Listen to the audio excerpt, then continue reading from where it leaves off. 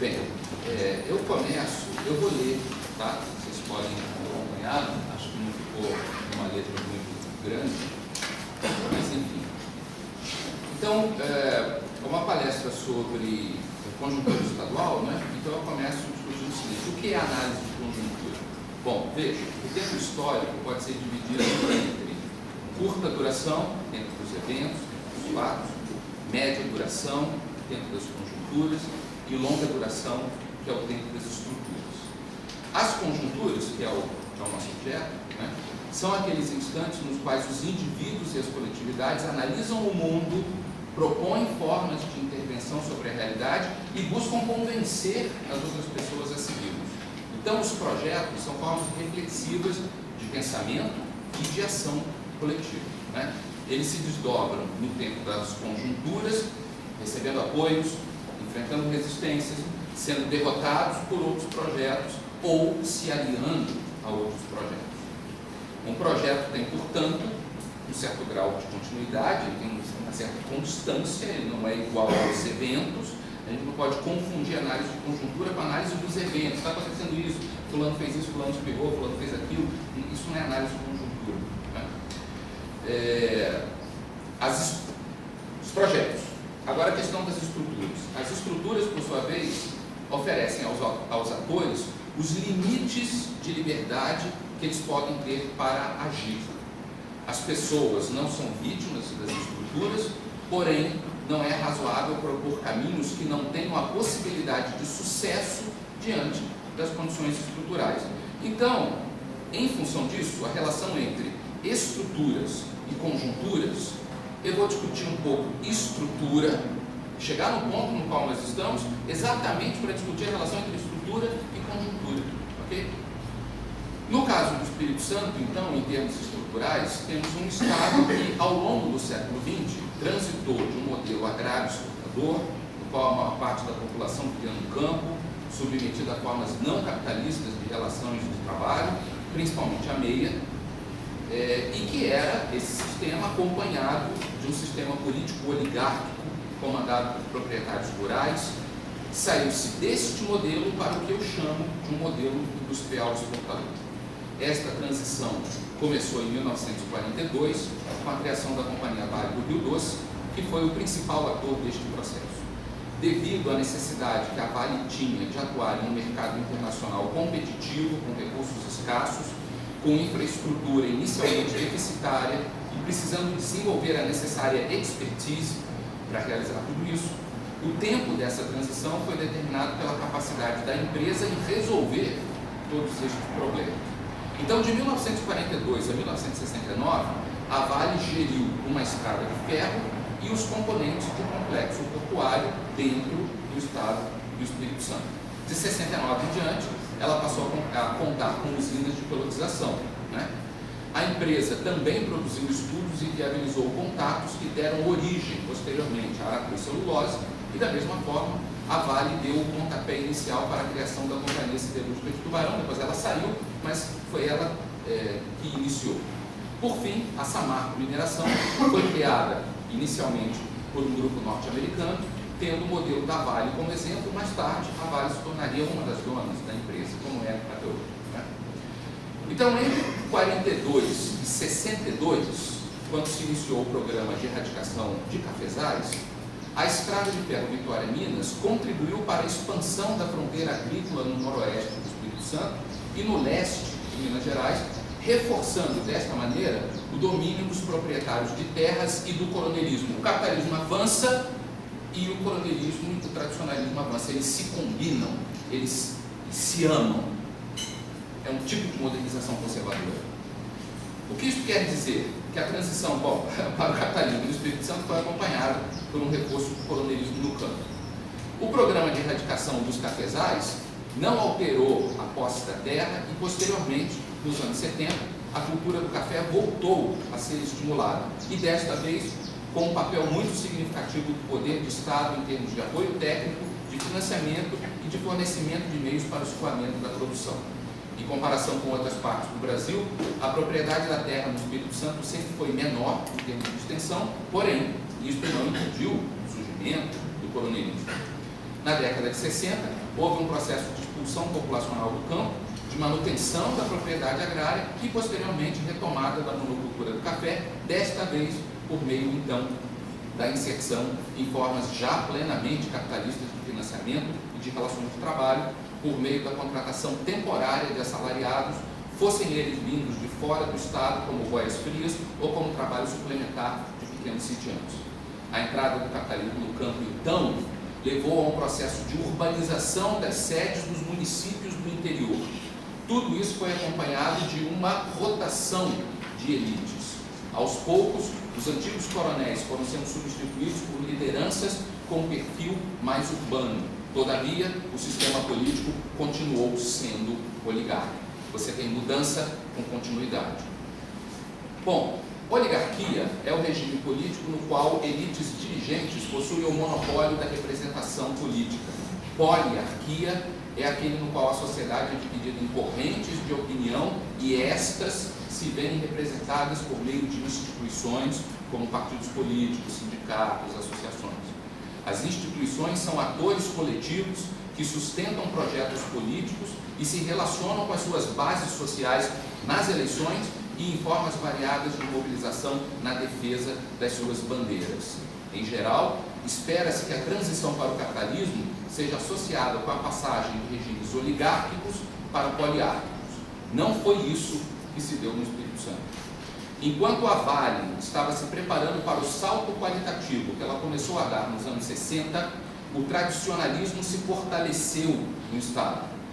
Ele foi, depois, destruído por meio de uma passagem para o capitalismo no campo, que resultou apenas em rotação de elites, mas não em mudança qualitativa das formas de representação.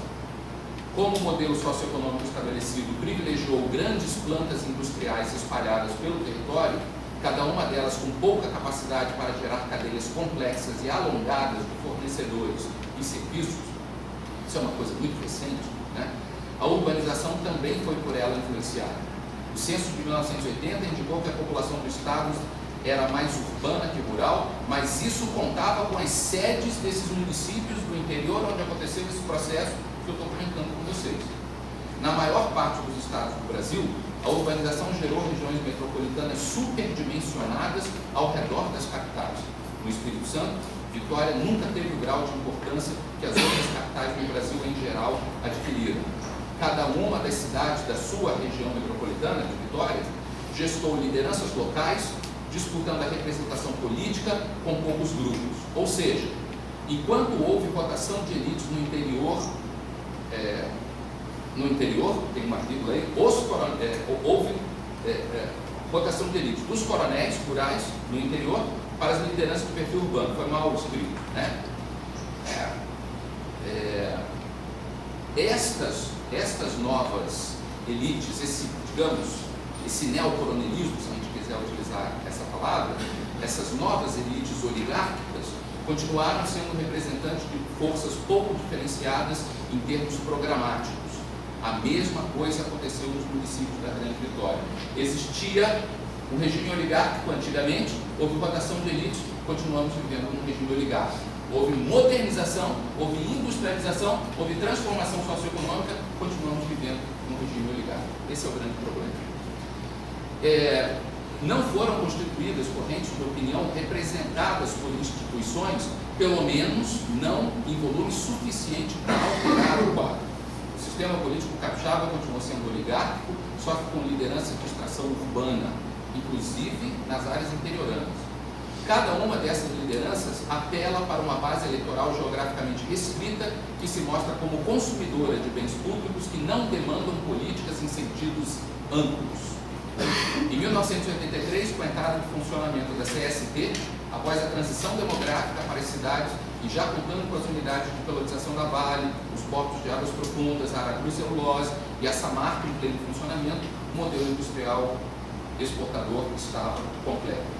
Também estava completa a rotação das elites rurais para as urbanas e, neste sentido, para a elite política capixaba, a conquista do poder do Estado sempre teve a ver com a habilidade necessária para aglutinar lideranças em número e peso eleitoral suficiente para vencer eleições e, posteriormente, governar por meio da distribuição de cargos. Trata-se de um processo que eu chamo de mediação oligárquica. Ou seja, é necessário que alguém seja capaz de fechar alianças com lideranças locais, vencer a eleição e governar atendendo aos interesses dos seus apoiadores por meio da redistribuição de recursos concentrados para as bases eleitorais circunscritas. Na época do velho coronelismo, quem fazia isso melhor era o PSD, periodicamente vencido pela rebelião de coronéis que apoiavam o nome de Francisco Lacerda de Aguiar. Na época da ditadura, as elites em processo de mudança se concentraram na arena e se acomodaram por meio das sublegendas e do conflito de lideranças entre Elcio Álvares e Eurico Rezende. Na redemocratização, o PMDB substituiu a arena e acabou sendo implodido pelo conflito entre Gerson Camata e Marcos Mauro, que no fundo espelhava justamente a dificuldade em realizar a contento o trabalho de mediação oligárquica. Dos anos 90 em diante, diferentes partidos e lideranças individuais buscaram realizar essa mediação oligárquica a contento, só que esta tarefa exige o controle de meios suficientes para atender às demandas das oligarquias rurais, o que passou a ser um problema. No passado, o aparelho de Estado do Espírito Santo obtinha recursos dos impostos de exportação de café, com uma grande flutuação nos seus resultados. Havia fases de maior arrecadação, seguidas por quedas vertiginosas devido ao preço, à flutuação do preço internacional do produto.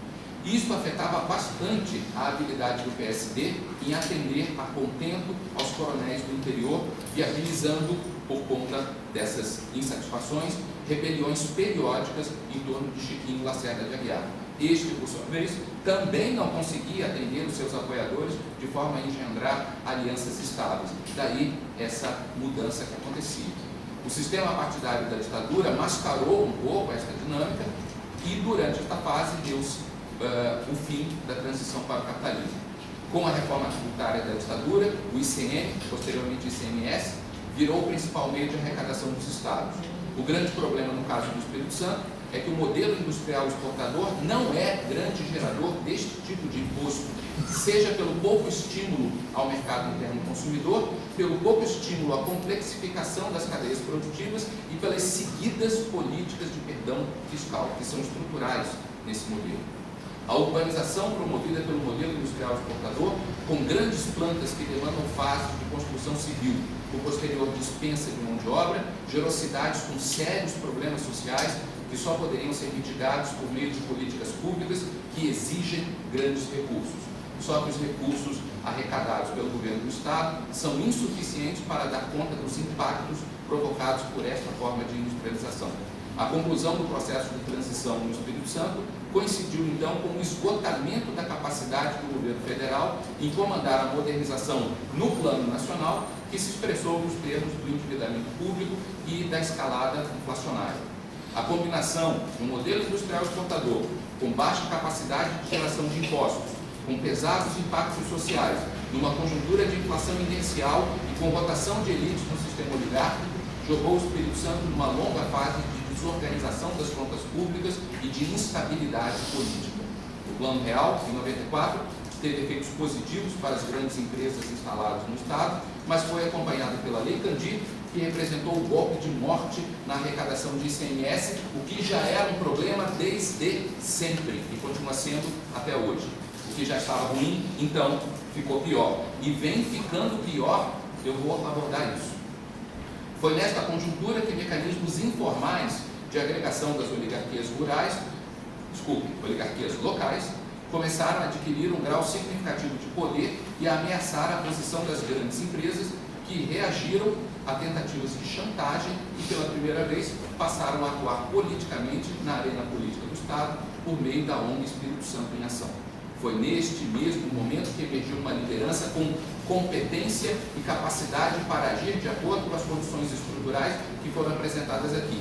Em linguagem maquiaveliana, fortuna e virtude.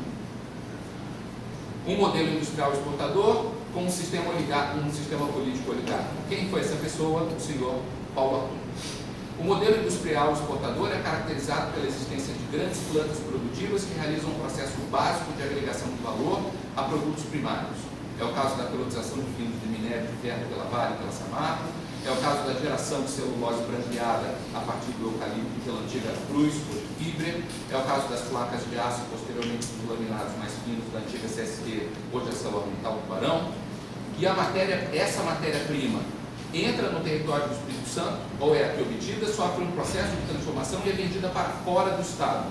As empresas em questão são grandes unidades com baixa capacidade de integração no resto da economia local. Essas empresas demandam meios de transportes como ferrovias, minerodutos, rodovias e portos. O sistema portuário, constituído por sua vez, criou condições para o estímulo à importação de produtos e para a sua utilização por outros e a sua utilização por outros produtos de baixa agregação de valor, como o café, as rochas ornamentais e as frutas.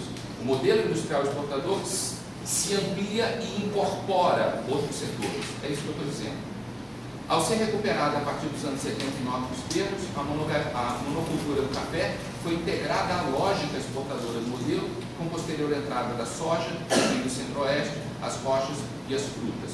Esse modelo ele tem um núcleo e ele vai se expandindo.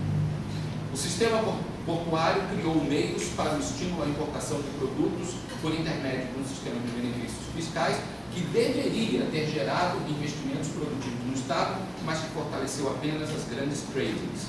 Tais empresas foram uma consequência indireta do modelo industrial exportador. Elas também mostraram ser pouco integradas com a economia local e aumentaram a demanda já constantemente crescente das exportadoras por meios de transporte, logística, transporte. Só se fala nisso, porque isso é uma característica estrutural desse modelo. Não tem como fugir disso. Por sua vez, a escassez de recursos do governo do Estado levou a um entendimento precário desta demanda, assim como de todas as outras. Quando o Plano Real criou condições favoráveis para o pleno funcionamento do modelo, a crise fiscal do governo do Estado se aprofundou, radicalizou o conflito entre as oligarquias políticas e estimulou comportamentos irracionais de curto prazo, resultando em depredação de recursos públicos e levando a uma ameaça contra as próprias empresas. Quando as empresas foram ameaçadas, a coisa acabou. A intervenção branca do governo federal, que se deu em 2002, ocorreu junto com a formação da ONU Espírito Santo em Ação e a eleição de Paulo Arthur. As grandes empresas passaram a atuar junto à grande imprensa, estimulando um diagnóstico que ocupou o centro da arena política capixaba. Por seu intermédio, concluiu-se que o grande problema do Estado são os gargalos logísticos, ou seja, a intervenção do poder público no sentido de que os meios de transporte funcionem a contento para a reprodução ampliada do modelo industrial exportador. Segurança pública? Não. Saúde? Não. Educação? Não. Qual é o problema? Gargalo logístico, gargalo logístico, gargalo logístico, gargalo logístico, gargalo logístico. Não se fala outra coisa. Isso é um diagnóstico que ocupou o centro da discussão e não é por acaso. Um planejamento estratégico foi elaborado, incluindo forte estímulo às empresas por meio de renúncia fiscal e controle das contas públicas. Esse é o projeto, né? Os dois mandatos iniciais de Artung coincidiram com os de Lula e com a bolha de crescimento internacional que deram um novo alento ao modelo industrial exportador, ao qual se agregou a produção de petróleo e gás, outros dois produtos gerados no Espírito Santo e que também demandam estruturas de transportes, como portos especializados, dutos submarinos, estações de tratamento conectados com dutos terrestres.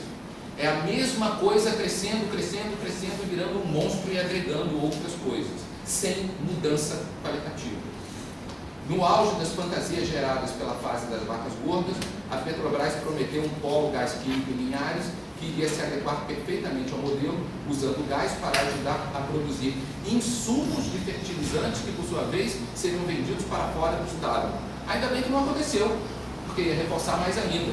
E o seu Paulo Arthur foi lá se reunir com o presidente da Petrobras para pedir que eles voltem a fazer isso. Não vão voltar a fazer porque a Petrobras está fodida, mas entendam, né, como é que a coisa funciona. Foi lá pedir para isso acontecer. Acabou de acontecer essa reunião. Na mesma linha das fantasias, houve vários projetos de portos voltados para a exportação, como o caso da Ferros, que quis emular o exemplo da Samarco. A única mudança realmente significativa durante todo este processo, nos últimos tempos, foi a inserção do norte do estado na área da Sudene. Este elemento, juntamente com os programas Investe ES e Compete ES, resultou numa nova fase de industrialização, desta vez com empresas de porte médio ou até grande. Algumas delas trazem a promessa de estimular o adensamento de cadeias produtivas, como é o caso da montadora de veículos Volare e da Agrária. Essa é a única mudança qualitativa relevante, porque esse modelo só foi crescendo. A decisão do governo Lula em criar um marco regulatório específico para o pré-sal e a forma como ele foi aprovado no Congresso criou condições para uma rebelião nacional de elites regionais que aprofundou um problema estrutural do poder público no Espírito Santo, que levou a uma redução do volume de royalties repassados. Este modelo retira recurso que deveria ser do governo do Estado, e isso piorou. Mais ou menos no mesmo instante, uma das manobras constantes de uma planejada reforma tributária nacional desfez as vantagens do sistema Fundap e, consequentemente, do uso do sistema portuário local para as importações. Mais uma retirada. Este caso é mais um que demonstra a íntima relação entre benefícios fiscais e os componentes do modelo industrial exportador. Não se trata apenas de meios físicos para o seu funcionamento, mas também de fortíssima carga de renúncia fiscal por parte do poder público, tanto federal quanto estadual. Ou seja, a reprodução ampliada do modelo industrial exportador não pode acontecer sem as contrapartidas do poder do Estado, que resultam em diminuição dos recursos disponíveis para políticas sociais, que deveriam mitigar os efeitos deletérios do próprio modelo. Como se não bastasse a queda dos royalties e a inviabilização do Fundap, houve queda de repasses federais por conta das medidas anticíclicas tomadas pelo ministro Manteiga, juntamente com o fim do superciclo das commodities e o aumento do preço do preço internacional do petróleo, que passou a inviabilizar a exploração do pré-sal. Por fim, tudo isso piora cada vez mais a situação da capacidade do governo do Estado do Espírito Santo em investir em políticas. Por fim, os escândalos de corrupção que viabilizaram a queda do PT também comprometeram a saúde financeira da Petrobras e seus investimentos no Espírito Santo. Ou seja, mais ou menos no mesmo momento histórico, deu-se a combinação de uma série de fatores que aprofundaram uma das graves deficiências estruturais no funcionamento do modelo como um todo e, em particular, na arrecadação do governo do Estado. Na fase das vacas gordas, nos 2 primeiros mandatos de Arthur, ele conseguiu tirar as contas públicas do estado caótico em que se encontrava e iniciou investimentos. A recuperação das contas deu-lhe meios suficientes para, pela primeira vez na história, realizar o trabalho de mediação oligárquica de forma ótima. Foi por esta razão que ele emergiu como um indivíduo que conseguiu unificar as elites locais e isolar os adversários, eliminando qualquer possibilidade de oposição efetiva e questionamento do projeto que estava em curso. Por que esse projeto não tem inimigos? É por essa razão. Já no mandato de Casagrande, somaram-se todos os elementos citados acima que demonstraram a limitação estrutural que envolve o poder público capixaba. Com a diminuição de recursos, ele perdeu a habilidade de fazer a mediação oligárquica em condições ótimas, passou para condições subótimas. Abriu espaço para a oposição, comprometeu as contas e viu a economia local entrar em crise. Tudo isso foi aproveitado por Artung para retornar ao poder. Portanto, o argumento desenvolvido até aqui foi o seguinte: as condições estruturais vigentes no Espírito Santo são de um sistema socioeconômico baseado no modelo industrial exportador.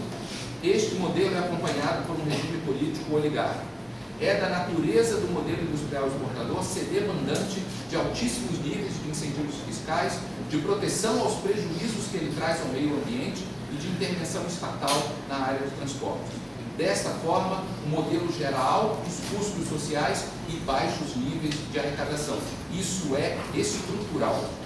Assim, o governo do Estado só arrecada recursos suficientes para realizar investimentos quando a conjuntura se mostra favorável ao desenvolvimento econômico geral.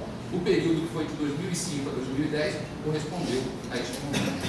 Como o mau desempenho do poder público na fase anterior a Arthur foi gritante, o desempenho dele, nos seus 2 primeiros mandatos, obteve alto nível de aprovação popular. Antes era uma merda, ele encontrou esse momento favorável, virou um santo.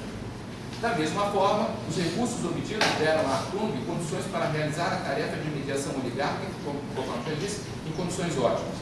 De forma coerente com as necessidades do modelo, a Artung implantou uma agenda neoliberal e, graças à forma como dominou o cenário político, não emergiram alternativas críticas em condições de disputar o espaço que tem o neoliberalismo na arena pública. O que é a arena pública? A arena pública é um espaço discursivo no qual os projetos ganham corpo. Como a elite política capixaba é demandante de recursos concentrados para suas bases eleitorais e não é demandante de políticas públicas no sentido amplo, o ator que realiza a mediação oligárquica é que se encarrega da elaboração destas políticas no sentido amplo.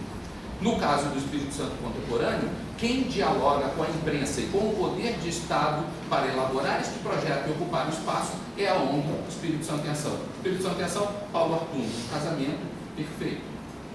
A única alternativa em condições de enfrentar o neoliberalismo teria sido a social-democracia sustentada pelo PT no plano nacional, não no plano local. Este projeto teria que ter sido defendido no Espírito Santo pelo PT local e pelos seus aliados no espectro de centro-esquerda, como é o caso do PSB e do PDT, sem falar no movimento sindical de orientação petista. Todavia, Artung soube negociar recursos para estes atores e dividi-los, no caso dos partidos.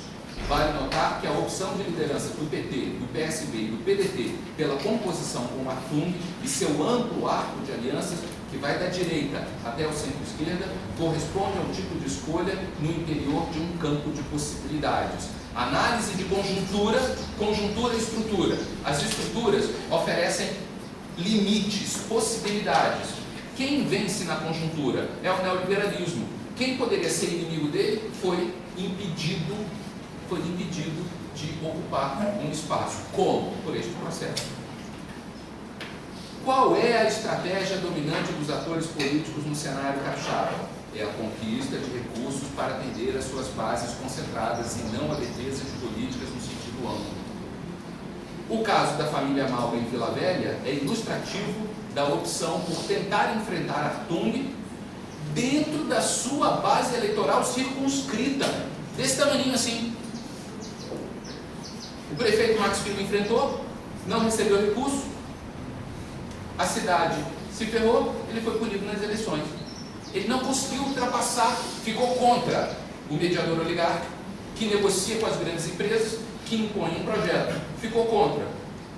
Não recebeu recurso para o seu eleitorado circunscrito, foi ferrado. Agora é amigo do César Bonado. Por quê? Porque não tem saída. Somente quando os recursos disponíveis ao governo do Estado se tornam escassos é que são então criadas condições para o enfrentamento de quem realiza a mediação oligárquica, não do projeto. Pois bem, de 2010 até hoje, abriu-se uma nova conjuntura local, caracterizada pela perda progressiva da capacidade do governo do Estado em realizar investimentos. Esta situação foi aproveitada por Artung para demonizar o governo de Casagrande e responsabilizá-lo pessoalmente, a ele, a pessoa de Casagrande, pelo que ele, Artung, classificou como incompetência gerencial, obtendo assim a vitória do pleito de 2014. Esta vitória foi semelhante ao tipo de rebelião de elites que elegeu Chiquinho Lacerda de Aguiar em 1954 e 1962. Naquela época, porém, o projeto era o da expansão da sociedade agrária, exportadora e colonialista, mesmo que ancorada em uma retórica popular que deu a Chiquinho uma imagem diferenciada. Há uma diferença entre a retórica que você tem para o seu eleitorado e o que você executa como projeto. O desempenho de Casagrande, classificado como desastrado, deu oportunidade para um rearranjo de alianças e principalmente para a recuperação do neoliberalismo como agenda de governo. Casagrande não perdeu com o neoliberalismo. O que houve foi que o seu mandato recebeu um volume de investimentos em políticas públicas que necessitavam de contrapartidas em termos de gastos com pessoal, como no setor da saúde e da segurança pública. Artung faz um hospital na Serra, o hospital é inaugurado no período Casagrande, ele tem que botar médico, não tem que botar médico, é gasto com pessoal. Aí o Artung vem depois e fala, aumentou o gasto com pessoal, esse filho da puta não sabe gerenciar. Ao mesmo tempo, ele teve que enfrentar a situação de incerteza criada, Casa Grande, né? Pelo marco regulatório do pré-sal e pela reforma do ICMS, além da redução de repasses devido às ações anticíclicas de manteiga e a queda do preço das commodities. Eu estou sendo um pouco repetitivo, mas é para encaixar as coisas, né? Com menos recursos e maiores responsabilidades administrativas, o seu mandato, Casa Grande, foi pobre em termos de inovações em políticas públicas. Esta situação começou lá em 2010, não mudou até hoje. Todavia, a Tung pode se beneficiar da culpa que ele lança até hoje sobre Casa Grande. Nas entrevistas que ele dá, ele continua jogando culpa no outro. A solução por ele apresentada, a Tung, né, foi de corte no custeio, aumento da dívida pública, e inclusive agora, nesse momento, poderá ser viabilizado por meio de um empréstimo, que está sendo agora negociado com o Banco do Brasil, e aumento dos incentivos fiscais das empresas. Corte gasto, aumenta a dívida pública e vantagem para as empresas. A crise nacional do projeto social-democrata associado ao PT, juntamente com o esvaziamento da oposição no plano local, fenômeno já antigo, construído há muito tempo, dá condições para que o neoliberalismo não encontre inimigo à altura em condições de disputar espaço na arena pública. Ou seja, o projeto neoliberal é dominante no Espírito Santo porque ele corresponde a uma demanda do único ator com capacidade para dominar a arena pública, que são as grandes empresas. Enquanto o regime político captava por oligárquico, do seu interior não vão emergir projetos alternativos com apoio social suficiente para abrir espaço nessa teia que foi tecida ao longo dos últimos anos. Neste sentido, a industrialização que está acontecendo no norte do Espírito Santo pode vir a criar condições para o surgimento de uma base social mais diferenciada. Isto vai depender da confirmação deste processo, vai depender da sua ampliação, vai depender do tipo de organização sindical e das formas de associativismo que serão geradas no norte do Espírito Santo. O atual modelo industrial exportador ocupa um espaço de enorme dominância na sociedade capixaba, e mesmo que essa industrialização, que ela já está acontecendo e talvez possa vir a avançar e talvez possa acontecer uma mudança no plano político, mesmo que ela se dê, né, o modelo industrial exportador vai continuar sendo forte, ele vai continuar sendo dominante. O que pode acontecer, mas não é inevitável, é uma maior diferenciação social e política e dela emergir condições para algum avanço no sentido de um regime poliário. Neste momento, porém, eu não vejo no Espírito Santo atores apostando nesta transformação. Na conjuntura atual, por influência do quadro nacional, o que se fortaleceu no Espírito Santo foi a combinação de uma pauta conservadora, alimentada pela direita evangélica, com o neoliberalismo como modelo administrativo. Tung dá sinais de que não tentaria a reeleição em 2018, o que, sinceramente, nós só vamos saber na época. O que importa para os setores dominantes é que o neoliberalismo, projeto político vencedor no Estado, continue, não importa com quem. A novidade talvez possa ser a passagem de bastão para lideranças que alimentem uma retórica baseada no populismo carcerário, como é o caso de Amaro Neto, ou qualquer variante do conservadorismo evangélico. Tung tem atualmente 59 anos. Ele ainda teria condições físicas para um segundo mandato. Porém, daqui para frente, cada vez mais vai se colocar a necessidade de se escolher um herdeiro para esse projeto. Ele é o líder. Ele é o líder. E não está em condições ótimas de realização desse projeto. Se ele continuar como governador e as coisas não melhorarem, a partir de um certo momento ele vai começar a pagar o preço. O preço que Casa Grande pagou, ele vai começar a pagar a partir de um certo momento. Né? Hoje, os discursos políticos mais populares no Estado são do populismo carcerário e do conservadorismo evangélico. É uma característica conjuntural.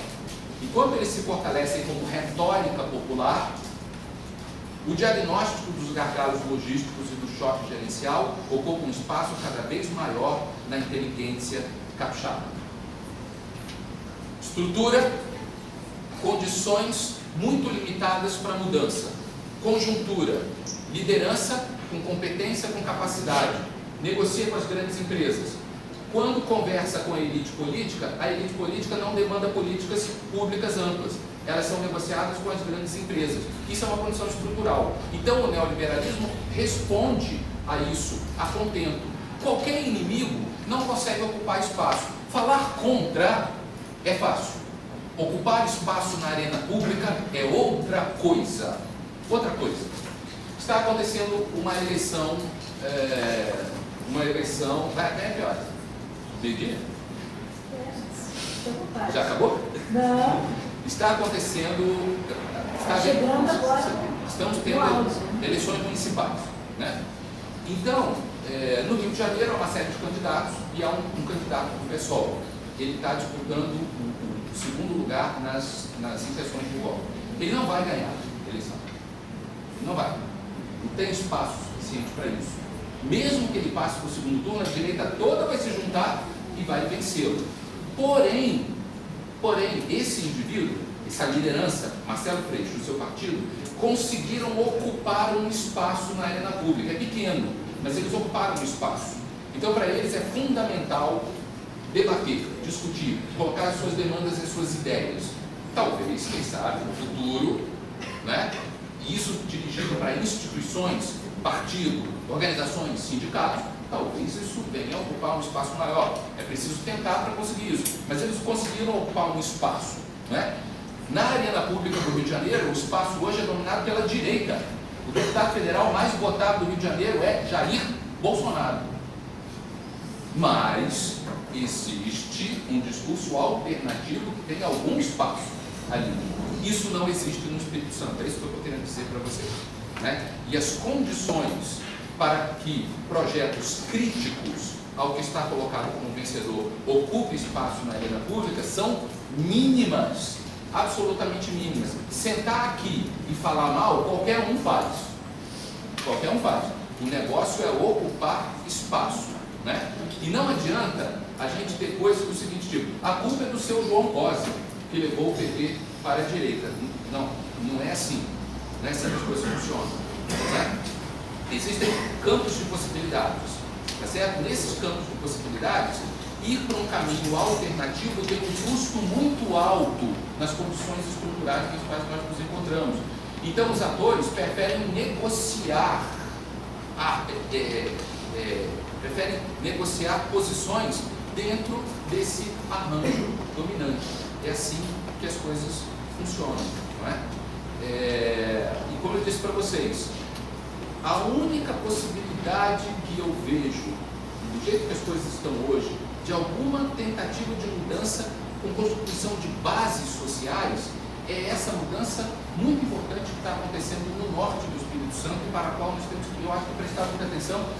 Acredito que vocês estejam atentos a isso. A Neide fez assim para mim agora, né? Então, se eu posso dar algum conselho, se é que esse conselho parece que alguma coisa, vocês estavam me pagando, né?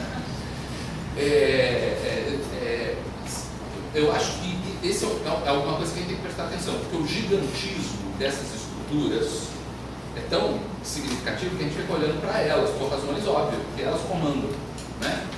Mas a mudança que está progressivamente acontecendo no norte do Espírito Santo, com empresas que são pequenas, são médias e tal, talvez isso possa trazer elementos que, se forem trabalhados politicamente, quem sabe, isso possa oferecer condições para uma mudança de debate de projeto. Mas isso é uma possibilidade muito pequena hoje, não é? Fora disso, eu enxergo muito pouco em termos da gente conseguir sair dessa malha. O conflito político pode aumentar. Na época do coronelismo, você tinha muito conflito político entre Lindenberg e Jones dos Santos Neves, que eram chefes do PSD, e as rebeliões de coronéis que se juntavam em torno do Chiquinho e eles brigavam. Conflito político, candidaturas, falar mal, tudo bem. A questão é, muda o projeto? Este é o grande ponto, né? E eu estou enxergando uma conjuntura política que é subótima para o funcionamento desse projeto, não é? Conflito críticas aqui e ali aparecem, elas fazem parte dessa política pequena, desse dia a dia, dessas candidaturas, etc. Mas eu acho que o quadro maior é esse que eu procurei apresentar para vocês. Tomara que eu esteja errado, porque isso é uma visão extremamente pessimista da nossa realidade e, portanto, né, eu espero que eu esteja errado e alguma possibilidade de mudança aconteça. O maior problema do Espírito Santo não são os gargalos logísticos. Né? O maior problema do Espírito Santo é igualzinho aos maiores problemas do Brasil. É a enorme concentração de renda gigantesca, a pobreza gigantesca, né? E que, para ser resolvido dentro do capitalismo, se for dentro do capitalismo, né? Isso só acontece com políticas sociais muito amplas e muito bem fundadas que resolvam as enormes dificuldades em termos de saúde, de educação, de habitação, etc. E tal, né? A gente vê que a maneira como o governo Arthur enfrenta essas questões sempre é dentro do neoliberalismo, né? Existe uma determinação nacional de se estabelecer limites mínimos de escola integral, né? Como é que o governo Arthur faz? De uma maneira muito coerente com o que ele entrega para empresas fazer. É o projeto Escola Viva, né? Traz ideias de metas para professores, etc. e tal, e vai atingindo dentro daquele nível, né? Então, isso não muda, não vai mudar. Isso tem uma cobertura de apoio da grande imprensa e da inteligência muito grande. Para terminar, eu parei aqui com inteligência capixaba, né? Vejam vocês como que a direita cresce entre nós. A direita cresceu na sociedade. Populismo carcerário e conservadorismo evangélico são a expressão disso.